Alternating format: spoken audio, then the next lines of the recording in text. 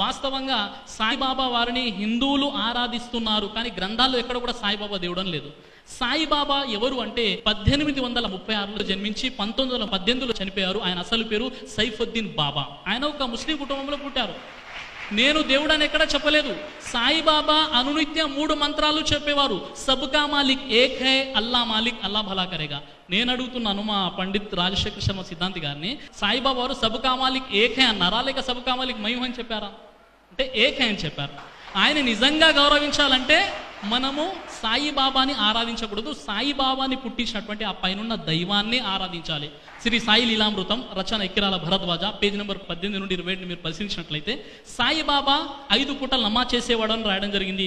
Saibaba the master, రచన Ekkirala Bharadwaj, page number 18, page number 228, page number 235.